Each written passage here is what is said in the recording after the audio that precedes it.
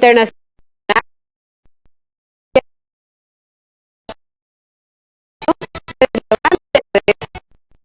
este martes, ¿sí? 26 de octubre. Como siempre, ofreciéndole muchísima información, pero primero haciendo un repaso por nuestros titulares.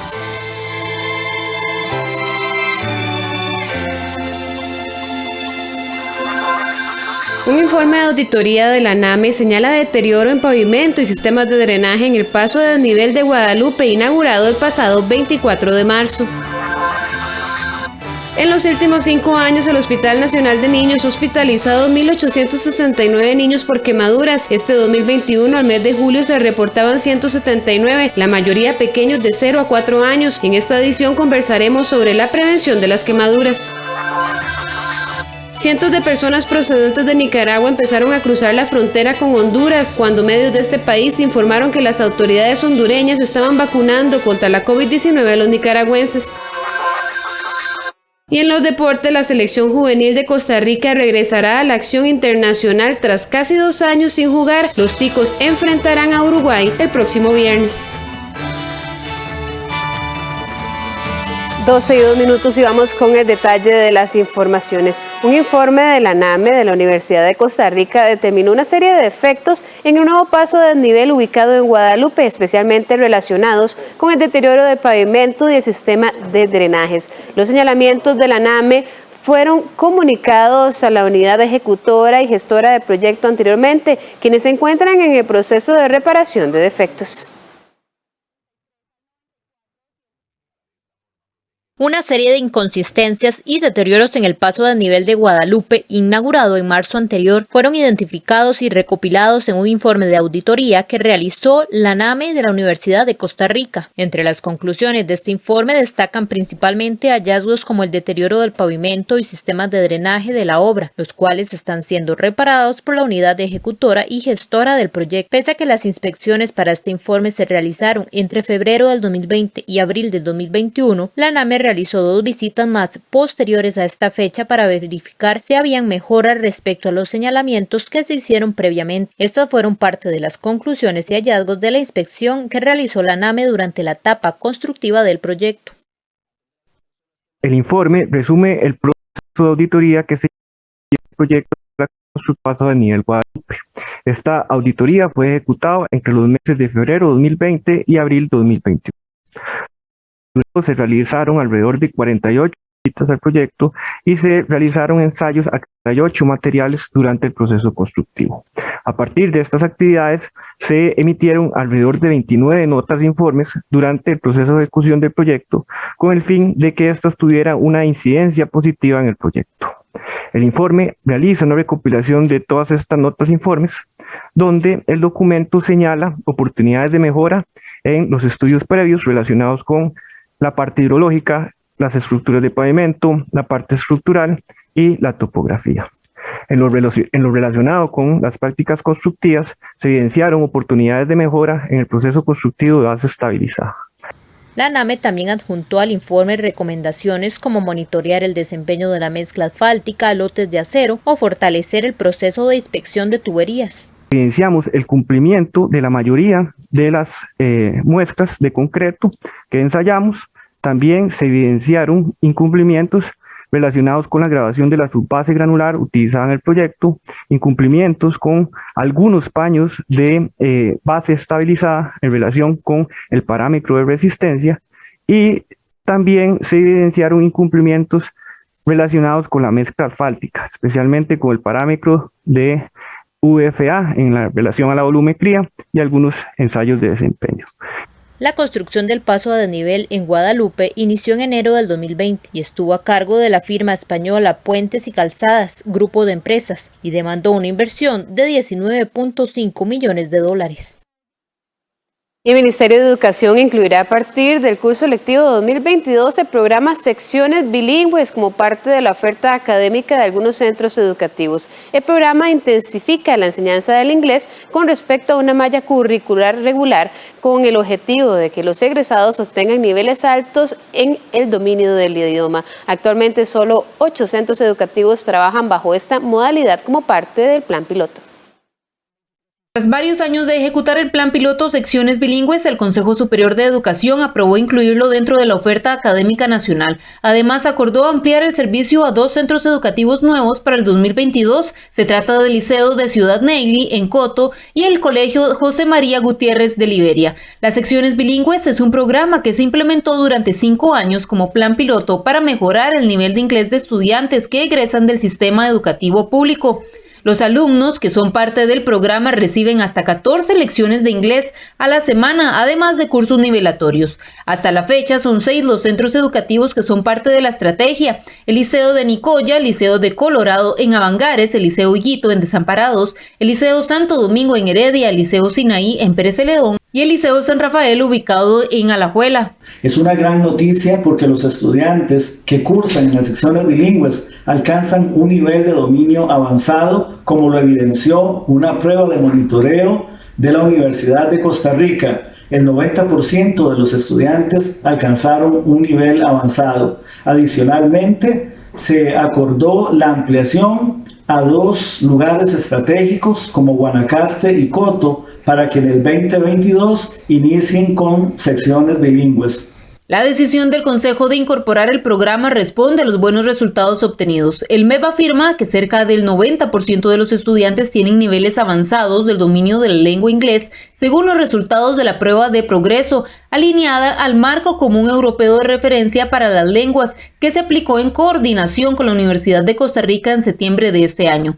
Según el Ministerio, los estudiantes que integran el programa, que son unos 1.700, logran un nivel de dominio lingüístico de usuario independiente, es decir, un B2, y competente C1.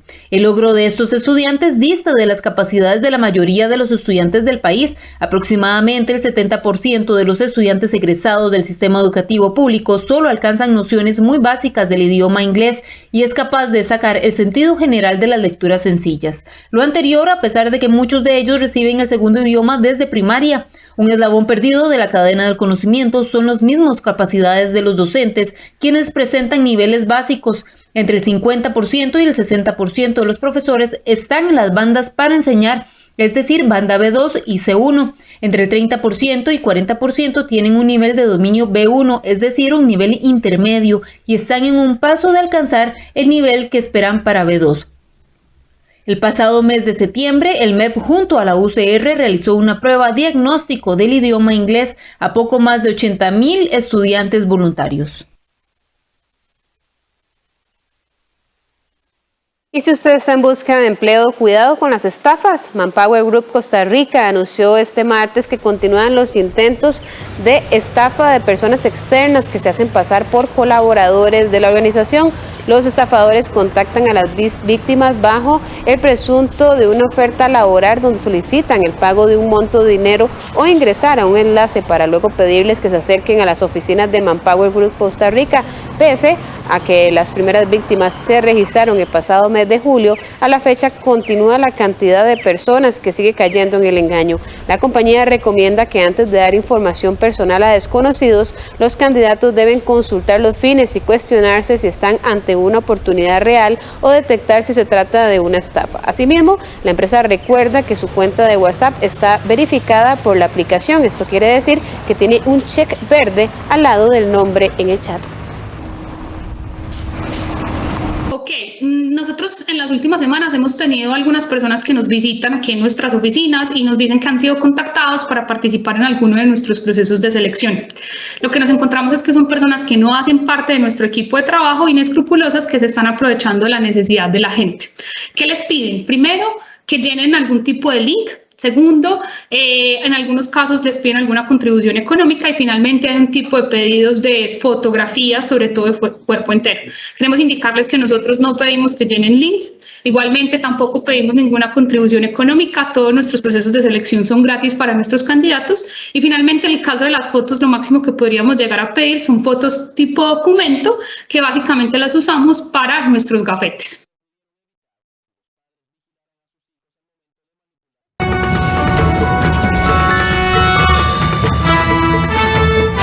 Se encuentran las carreteras de nuestro país. Lo vemos a continuación gracias a la señal de cámaras viales CR.com. Ustedes pueden observar la ruta 39, el sector de Atillo 8, que va para Pavas, La Uruca. Como es habitual, en esta zona hay bastante tráfico de vehículos tratando de ingresar a Pavas o a La Uruca, así que si usted debe transitar por allí deberá tener muchísima paciencia, pues la fila de vehículos es bastante larga. Recuerde que hoy es martes y no circulan las placas 3 y 4. Ahora vemos la ruta 1, el sector del Real Cariari. Ahí de manera contraria hay bastante fluidez vehicular, el tránsito libre tanto para quienes buscan ingresar a Alajuela como salir de esta provincia. Eso sí, recuerde que a la altura de la Firestone se están realizando trabajos que crean algún tipo de congestionamiento para que tome las previsiones del caso o tome rutas alternas. Por último, Avenida Segunda por el sector del Barrio Chino. Se repite la dinámica, pocos carros en el centro de la capital, así que si usted tiene que ir a hacer alguna diligencia al centro de San José, puede aprovechar que en este momento a las 12:11 hay poco tránsito en la zona. En los últimos 5 años, el Hospital Nacional de Niños ha hospitalizado 1.869 niños por quemaduras. Este 2021, al mes de julio, se reportaban 179, la mayoría pequeños de 0 a los 4 años. Después de la pausa conversaremos sobre la prevención de las quemaduras.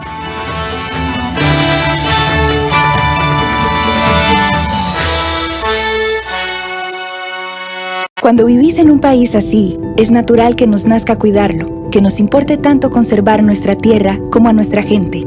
Así que turistea porque amás este país, porque extrañabas el frío de la montaña, ir a la playa o un simple ¿qué? ¡Pura vida! Porque en este momento no hay un mejor lugar para estar que Costa Rica. Turistea porque te hace feliz, pero sobre todo, turistea por Costa Rica. Entre todos, cuidémonos juntos. Ingresa a vamosaturistear.com. Yo sigo estudiando para escribir nuestro presente y futuro. El PANI te apoya con becas, talleres socioformativos y la línea gratuita Adolescente Madre 802 26 26 26. PANI, Gobierno de la República. Todos los domingos a las 7:30 de la noche tenemos el sorteo de la Lotería Nacional. Desde la Junta de Protección Social de San José. Solo en 13, Costa Rica Televisión. Todos los martes a partir de la 1 de la tarde desde Casa Presidencial, la conferencia de prensa sobre el coronavirus. Manténgase informado e informada con los datos oficiales. En 13, Costa Rica Televisión.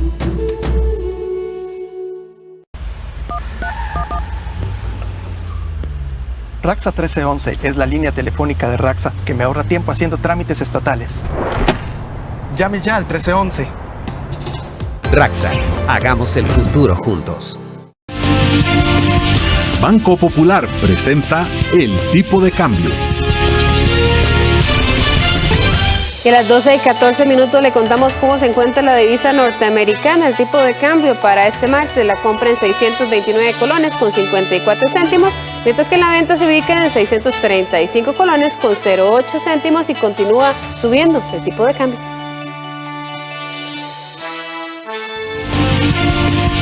Banco Popular presentó el tipo de cambio. Y continuamos con la información. Y es que en esta época del año resulta imprescindible intensificar campañas de prevención de quemaduras. Esto debido a que se aumenta la mala exposición a los rayos solares y en poco tiempo al llegar las fiestas el mal uso de la pirotecnia. Sumémosle a esto los accidentes en casa con objetos calientes o incluso agua hirviendo. Precisamente este 26 de octubre es el Día Latinoamericano para la Prevención de las Quemaduras. En Costa Rica, una de la población más afectada es la menor de edad.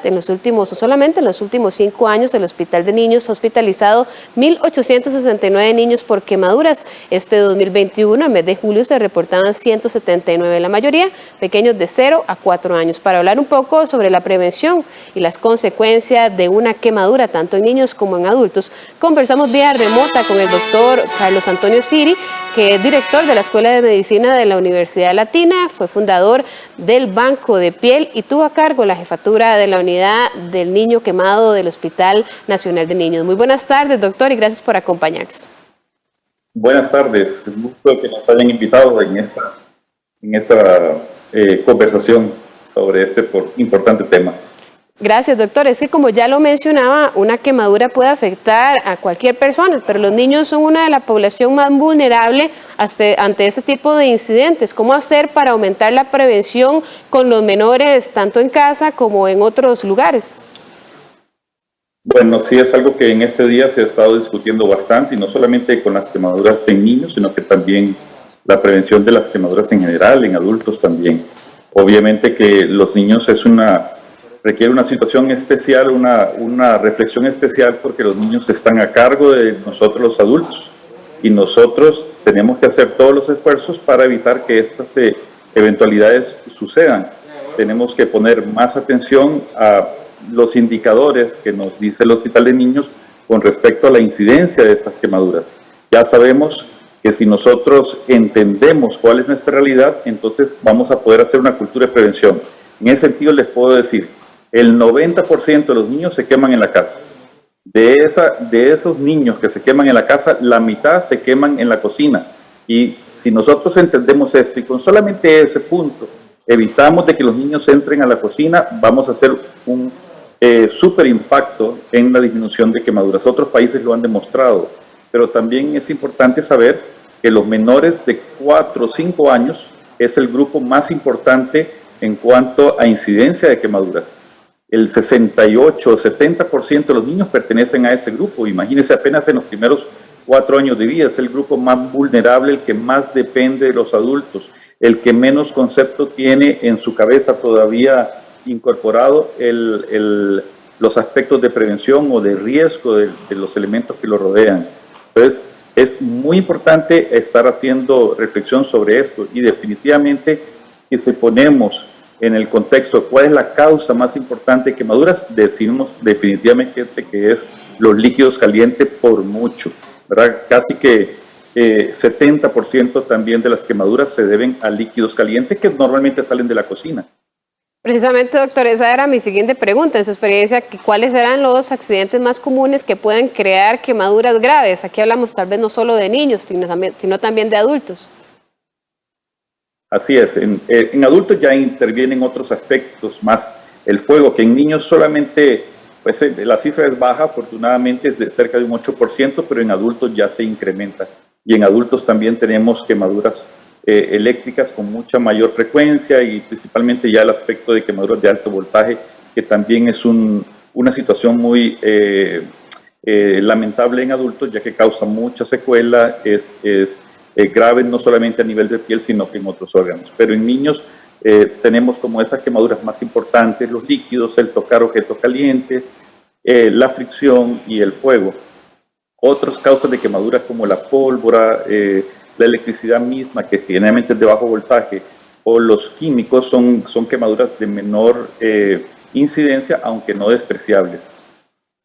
Ahora, doctor, es importante recalcar y recordar qué consecuencias puede traer una quemadura grave a la vida de una persona. Bueno, las consecuencias son múltiples. Imagínense que es una persona, en este caso un niño, normalmente es un niño sano, que no tiene ninguna otra patología, muchas veces ni siquiera ha ido en toda su vida a un hospital, y de un segundo a otro ya está en una situación de emergencia grave, dependiendo de la extensión y la profundidad de su quemadura, y muchas veces tiene que pasar a cuidados intensivos o estar hospitalizado durante semanas o meses. Posteriormente necesitan gran esfuerzo de rehabilitación, que puede no durar un año, sino que más años de su vida. Entonces, realmente el impacto es de una gran magnitud, no solamente para el niño, sino que para su familia también. Cambia totalmente la dinámica familiar. Hay que enfocarse ahora en una persona que está muy vulnerable, que es de corta edad y que puede incluso llegar a morir por una quemadura. Muchísimas gracias, doctor, por habernos acompañado esta tarde, darnos un panorama y también ese llamado de prevención y de alerta a los padres de familia y en general a las personas para evitar este tipo de accidentes. No, con mucho gusto. Nada más agregar un aspecto importante. Con respecto a pandemia y quemaduras, ya vimos el año pasado un aumento en la incidencia del número de niños y niñas que ingresaron al hospital de niños, cerrando el año con 341, cuando iba en realidad parecía en una cifra más de descenso, y volvimos a recuperar cifras lamentables que teníamos en años anteriores. Y de acuerdo a los números que se estaba diciendo al inicio, la proyección para este año no es nada favorable, porque podríamos terminar con un número otra vez mayor a 400, y eso es debido a que los niños pasan mayor tiempo en los hogares, y es responsabilidad de nosotros los adultos hacer un cambio en esta tendencia.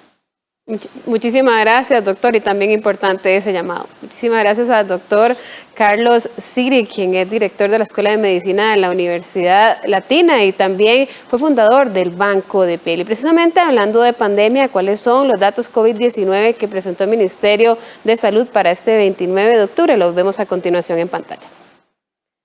Según la entidad, se presentaron 276 casos, una cantidad muy baja con respecto a meses pasados. Los acumulados se llega a 557.165, para un total de fallecidos en nuestro país de 6.983. Según la entidad, internados 734 con situaciones relacionadas a COVID, de ellos 305 en UCI. Y a las 12:22 continuamos con información en vivo, y es que el Festival Nacional de las Artes está de vuelta. 800 artistas con más de 120 espectáculos ofrecerán arte y cultura durante más de un mes a todos los costarricenses que accesen las redes sociales del festival a partir del próximo 5 de noviembre. En esta ocasión, el festival se realizará tomando escenarios de Limón, Turrialba, Pocosí, Siquirres, Punta Arenas y San José. Nuestro compañero Eric Jarquín se encuentra en el CENAC y nos trae toda la información. Muy buenas tardes, Eric, adelante. Hola, Melissa. Bueno, usted sabe que a mí me gusta dar solo buenas noticias. Esta pandemia pues ha metido a mucha gente dentro de la casa y no ha podido disfrutar de los espectáculos públicos, pero tienen la oportunidad de poder disfrutar del Festival Nacional de las Artes, que tiene este año una propuesta gigantesca. Como bien lo decía usted, más de 800 artistas, como 120 propuestas escénicas de danza, teatro, pasacalles, etcétera. Esto va a estar buenísimo. Justamente hablamos con Andrea Núñez, que es una de las artistas que se van a presentar un espectáculo de danza bellísimo, y vean lo que nos comentó Andrea, la expectativa que tiene de este festival que arranca el 5 de noviembre. Mi nombre es Andrea, soy parte del colectivo REM y somos parte de las agrupaciones invitadas para el Festival Nacional de las Artes, y vamos a presentar nuestra propuesta en cuadro. Nosotros estamos abordando el tema de ser mujer, entonces hablamos de cómo nos afectan las construcciones sociales, lo que nos dicen, lo que no nos dicen, cómo nos miran, y cómo esto tiene una afección corporal. Entonces, a través de diferentes gestos, como abrazar, como respirar, empezamos a desarrollar nuestro lenguaje de movimiento. Este año el festival cuenta con más de 800 artistas que van a presentar más de 120 propuestas de diferentes disciplinas artísticas. Empezamos con una programación en el mes de noviembre, empieza el 5 de noviembre y se va a transmitir de forma virtual por las redes del Festival Nacional de las Artes.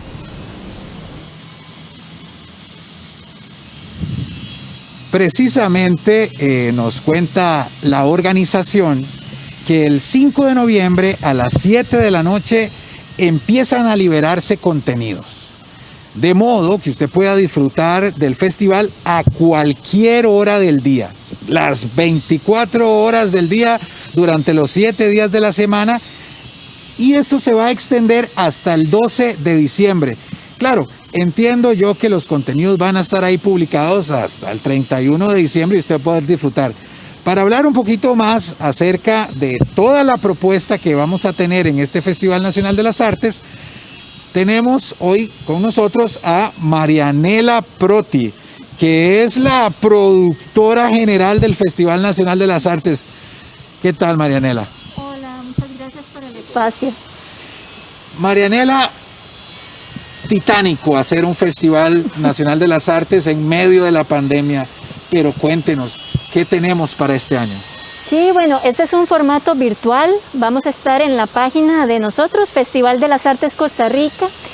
Como usted bien lo dijo, más de 120 propuestas artísticas, más de 800 artistas contados individualmente, y van a estar las 24 horas del día los espectáculos. A partir del 5 de noviembre empezamos a liberar contenido, hasta el 12 de diciembre ya va a estar el 100% de los espectáculos artísticos seleccionados. Sin embargo, el público los va a poder ver todavía hasta el 31 de diciembre. Es decir, desde el 5 de noviembre hasta el 31 de diciembre, a cualquier hora ustedes pueden ver los espectáculos de teatro, danza, música, artes plásticas. Nos comentaron que el festival este año está basado como en ciertas regiones del país relacionadas con el puerto, con Limón. Cuéntenos un poco de eso. ¿Dónde va a ser la puesta escénica? Claro, bueno, aprovechamos el territorio, ¿verdad? En ocasión de la gran celebración de la República, ¿verdad? Del Bicentenario. El festival lo llamamos de costa a costa o de puerto a puerto, porque va desde Punta Arenas, pasando por Turrialba y San José, y llega a Puerto Limón. También en el Caribe grabamos espectáculos en Pocosí, en Siquirres y en Limón. Entonces, ¿cuál fue la dinámica? Todo el mes de octubre grabamos estas más de 120 propuestas, primero en Punta Arenas, después grabamos otra semana en Turrialba y después grabamos en Pocosí, Siquirres y Limón. Todas estas grabaciones son las que vamos a subir al Facebook y que todo el territorio nacional va a poder ver gratuitamente a solo un clic. Y lo más importante es que no es una programación tradicional en que usted, si se perdió la obra de teatro el día que lo lanzamos, ya no la va a poder ver más, sino que va a estar ahí colgada en el Facebook las 24 horas del día. De manera que la familia se puede organizar. Si tienen que trabajar o estudiar o no pueden en alguna hora, pues planean una hora del día en que puedan ver en familia los espectáculos, porque además es para toda la familia, y para la niñez, para los jóvenes, para los adultos mayores. Entonces puede ser una linda actividad, ya sea con un grupo que estén del colegio o de la escuela, con sus maestras, o en el salón comunal si les ponen la transmisión, o bien en familia pueden verlo a la hora que puedan y gusten ver la programación. Tengo entendido que han relacionado la propuesta escénica o cultural, artística, con algunos destellos de información histórica. Cuéntame un poco sobre ese mix, sobre esa mezcla que realizaron. Sí, correcto. Esto es una gran alegría porque se han podido grabar los espectáculos a los artistas propiamente en el territorio. Entonces lo mezclamos con el territorio, el tangible y el intangible. Por ejemplo, edificios históricos o bellezas naturales o patrimoniales. Te pongo algunos ejemplos. Por ejemplo, en Punta Arenas, el faro, el muelle, donde venden los Churchill, se veían los artistas tomando sus Churchill y en ese momento ya los estábamos grabando el espectáculo. En el Caribe estuvimos en el Centro de Turismo Cultural, que nos facilitaron para hacer varios conciertos. En Siquirres estuvimos en un lugar hermoso, Pacuarito, donde está una antigua estación de tren. La Casa de la Cultura de Siquirres, por ejemplo, que es patrimonial, es bellísima además. En Pocosí estuvimos en el Centro Cívico por la Paz y tomamos muchas tomas de la línea vieja, tanto en Pocosí como en Siquirres. Y en el caso de Turrialba estuvimos tanto en el Teatro Municipal como en territorio. Estuvimos, por ejemplo, en la iglesia de Aquiares, que tiene más de 100 años de existir, es una belleza, es de metal, una belleza, digamos, que es tangible, pero a la vez pudimos grabar el territorio para que los mismos pueblos se reconozcan, y el que no conoce esos territorios ya sabe dónde ir a hacer turismo. Bueno, y una maravillosa forma también de democratizar la cultura, sacarla del centro de San José, del área metropolitana, y llevarla a las comunidades, y que la gente de todo el país conozca las bellezas que tienen nuestras costas, nuestras regiones rurales, que tienen mucho arte y cultura que ofrecer. Marianela, muchas gracias. Gracias a ustedes. Y a ustedes, invitadísimos.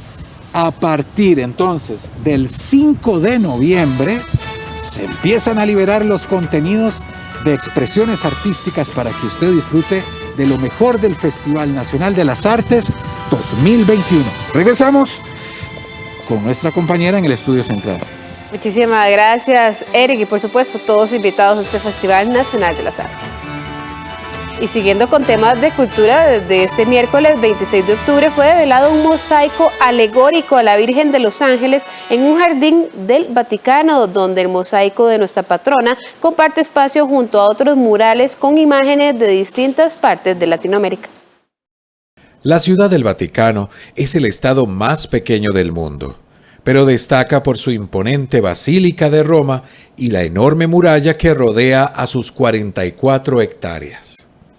En medio de la ciudad se pueden encontrar obras escultóricas y pictóricas de todas partes del mundo, y entre toda su imponente belleza se encuentra el Bastión del Maestro, un jardín en el que distintas naciones latinoamericanas han empotrado entre sus muros imágenes marianas como muestra de su devoción por la Madre de Jesús.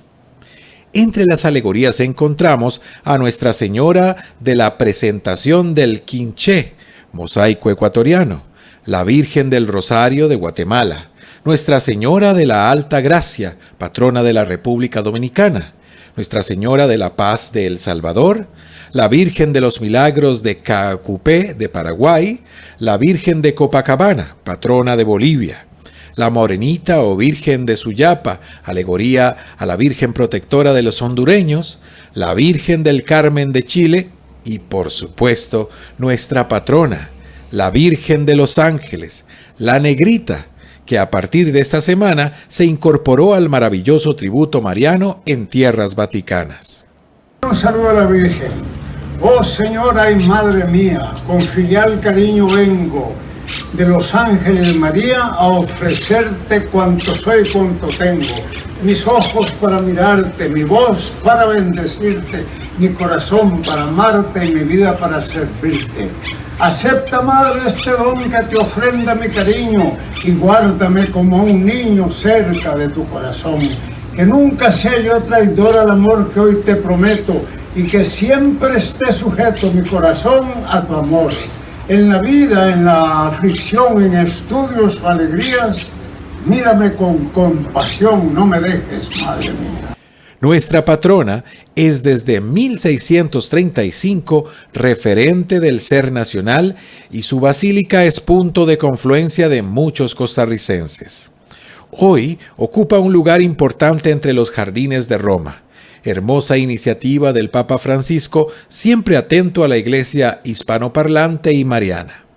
Si en algún momento decide viajar a Roma, no olvide que en un hermoso jardín de la sede pontificia hay un símbolo de la devoción de los ticos a la Negrita de los Ángeles.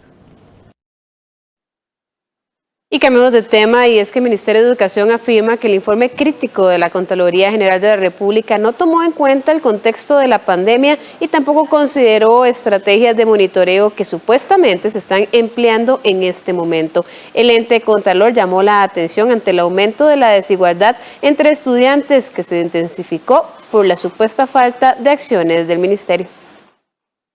El Ministerio de Educación Pública asegura que el informe emitido por la Contraloría General de la República no tomó en consideración el contexto de la pandemia y tampoco incluyó las estrategias que se están prontas a ejecutar para la medición de resultados, como es el caso de las pruebas FARO.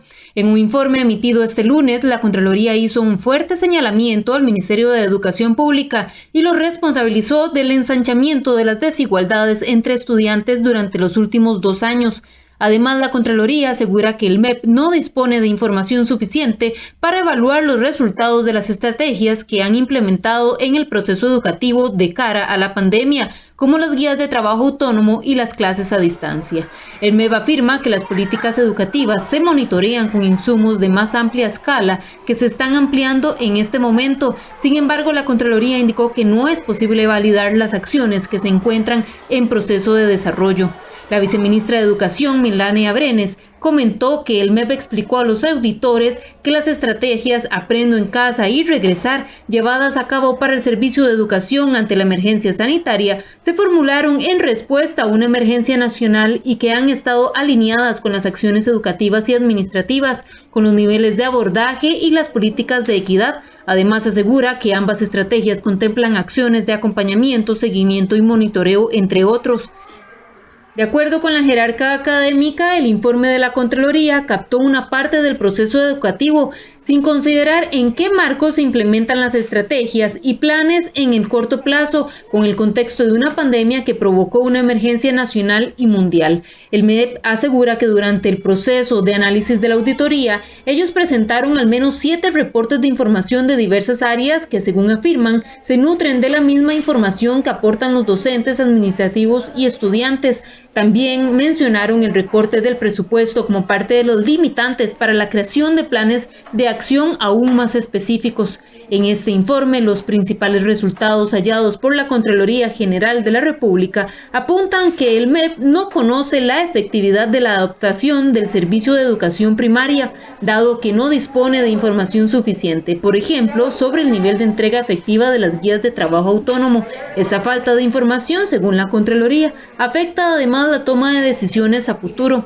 Al respecto, el MEP asegura cuentan con estrategias de mejora del personal con mira incluso al 2025. También insistió en que la evaluación de los resultados y el seguimiento del trabajo se compila en el sistema de recopilación y sistematización de los aprendizajes CIRIMEP. Para los niveles político, por ejemplo, asesor y director, las políticas educativas se monitorean con insumos de más amplia escala, como por ejemplo la evaluación estandarizada o los indicadores intraanuales de exclusión educativa.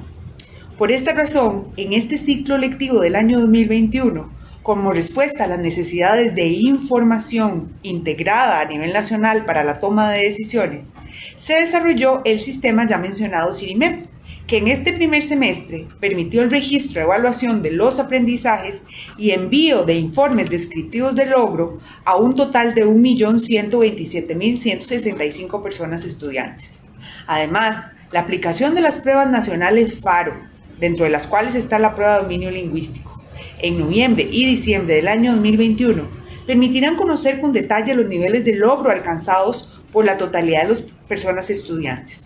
Esto se informó a la Contraloría, pero indicaron que en este caso no fue posible validar estas acciones que se encuentran todavía en proceso de desarrollo específicamente para esta auditoría. De una manera similar, el informe señala que no cuentan con información detallada respecto a la cantidad de estudiantes que permanecen o fueron excluidos del sistema educativo, a pesar de contar con la Estrategia Nacional de Alerta Temprana.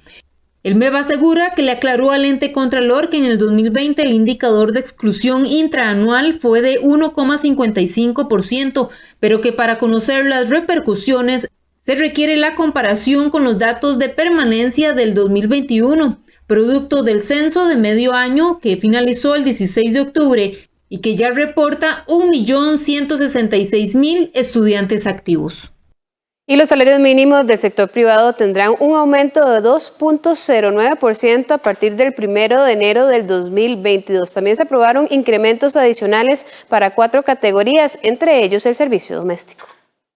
El Ministerio de Trabajo anunció este lunes por la tarde que se acordó un incremento de un 2,09% de los salarios mínimos para el sector privado a partir del próximo 1 de enero del 2022. La ministra de Trabajo y Seguridad Social, Silvia Lara, como representante gubernamental, presentó la propuesta de aumento general para todas las categorías salariales.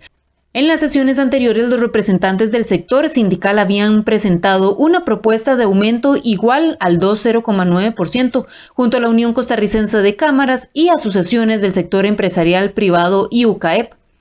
Se acuerda por mayoría con los votos a favor del sector empleador y sector estatal un incremento de 2,09% a los salarios mínimos de todas las categorías salariales del sector privado costarricense a partir del 1 de enero 2022. En este incremento, por ejemplo, el salario bruto de un recepcionista pasaría de 343.000 colones mensuales a 350.168 colones al mes, es decir, tendría un aumento aproximado de los 7.000 colones. Para calcular su salario, solo debe de sumar su ingreso bruto más el 2,09%. El resultado será el nuevo salario a partir del 1 de enero.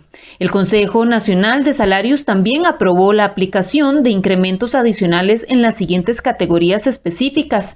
El servicio doméstico mensual tendrá un incremento adicional del 2,3%. El de trabajador semicalificado mensual será del 0,39% adicional. El trabajador calificado por jornada también tendrá un aumento del 0,39%. Y el trabajador especializado mensual tendrá un incremento adicional al 0,55%.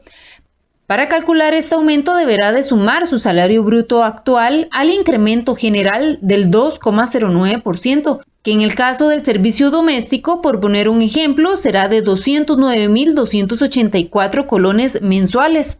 A este resultado se le adiciona el incremento respectivo, que siguiendo con el mismo ejemplo del servicio doméstico sería del 2,3%. El resultado será el salario mínimo para el 2022. El aumento en los salarios mínimos es de carácter obligatorio.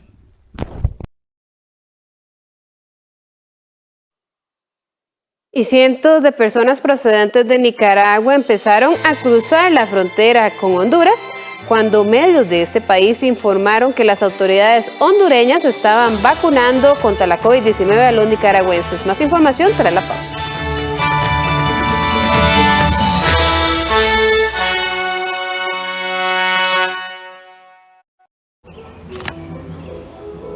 Raxa Crear Empresa me permite inscribir una nueva empresa de manera fácil y oficial. Inicie su propio sueño ya, con Raxa Crear Empresa. Raxa, hagamos el futuro juntos.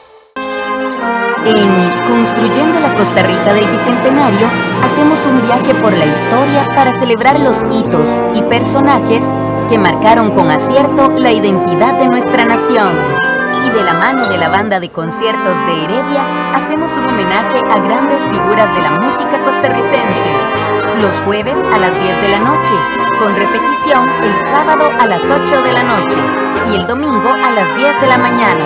Solo en 13, Costa Rica Televisión. Cuando vivís en un país así, es natural que nos nazca cuidarlo, que nos importe tanto conservar nuestra tierra como a nuestra gente. Así que turistea porque amás este país, porque extrañabas el frío de la montaña, ir a la playa o un simple ¿qué? ¡Pura vida! Porque en este momento no hay un mejor lugar para estar que Costa Rica. Turistea porque te hace feliz, pero sobre todo, turistea por Costa Rica. Entre todos, cuidémonos juntos. Ingresa a vamosaturistear.com. Marcos, ¿y los fideos de cuerda? ¿Cuáles fideos? No me diga que usted se comió la plata de los fideos en Melcochas. Una de las grandes novelas de la literatura costarricense, Marcos Ramírez, basada en la novela de Carlos Luis Fallas, donde un chiquillo y sus aventuras nos retratan la Costa Rica de principios del siglo XX. Los sábados a las 5 de la tarde, aquí en 13, Costa Rica Televisión. Reunirnos virtualmente todos los días es así de fácil en el programa Ciudadano de Oro de la Caja Costarricense de Seguro Social. Le invitamos al espacio Cápsulas de Oro, de lunes a viernes a las 10 de la mañana y a las 2 de la tarde en nuestro perfil de Facebook Ciudadano de Oro. Hablamos de cocina, ejercicio físico, psicología y muchos temas más. Viva una nueva normalidad desde su casa.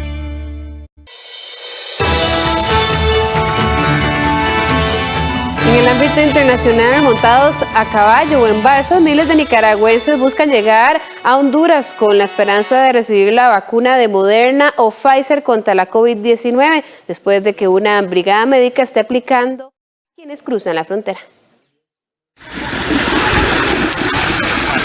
Una travesía para conseguir una vacuna.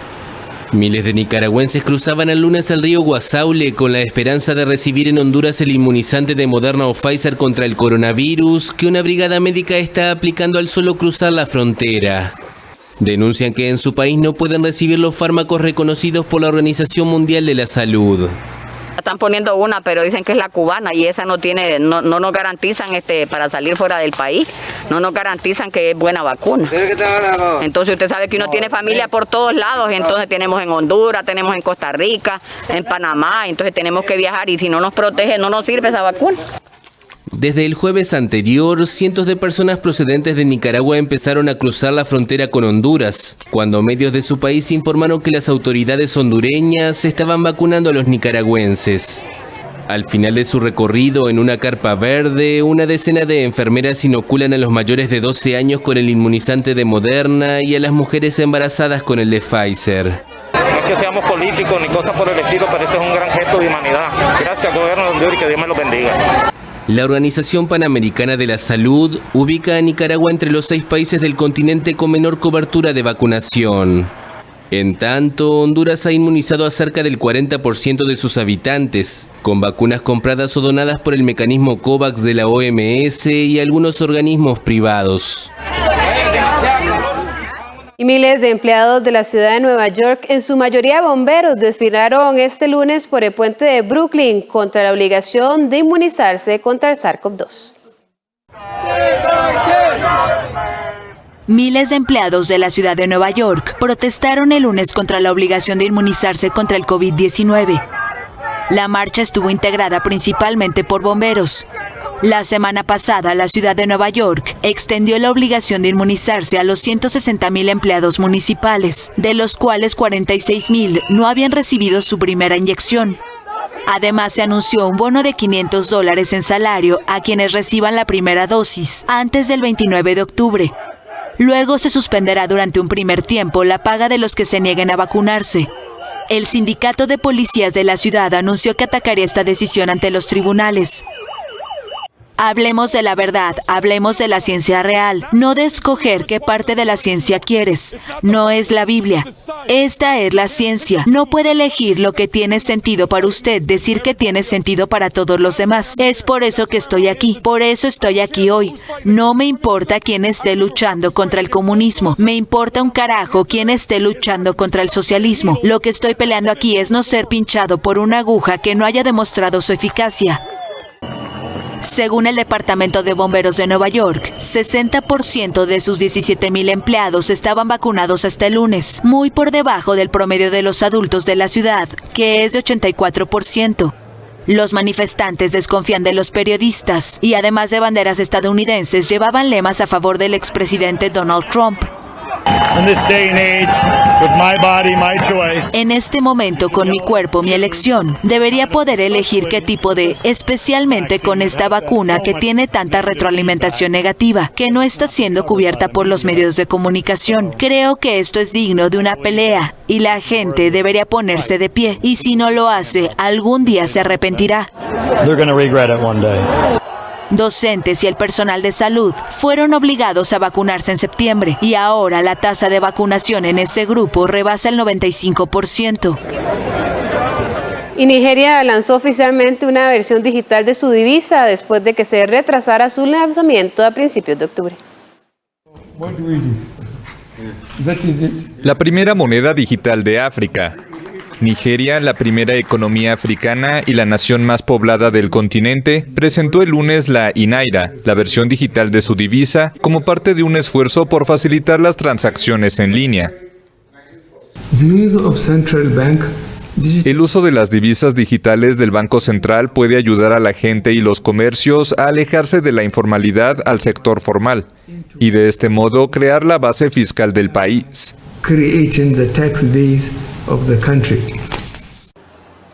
En todo el mundo, los bancos centrales buscan crear versiones digitales de sus monedas, ante el crecimiento de los pagos realizados en línea y para competir con las criptomonedas que escapan al control estatal o reguladores globales. Nigeria es el tercer país con más usuarios de criptomonedas después de Estados Unidos y Rusia, según un estudio del gabinete estatista. Los nigerianos buscan sortear la depreciación constante de la naira en los últimos años y pueden recibir dinero o enviar remesas más fácilmente. Sin embargo, la iNaira no es una criptomoneda, sino el equivalente digital de la moneda física nigeriana, la naira. La emite el Banco Central y está sometida a la tasa de cambio oficial. Los nigerianos pueden descargar la aplicación de iNaira y llenar sus carteras móviles utilizando sus cuentas bancarias. Varios países como China, Suecia o Corea del Sur han realizado pruebas para lanzar las versiones digitales de sus monedas. Y la selección juvenil de Costa Rica regresará a la acción internacional tras casi 2 años sin jugar. Los ticos se enfrentarán a Uruguay el próximo viernes. La información deportiva después de la pausa con nuestra compañera Andrea Salazar.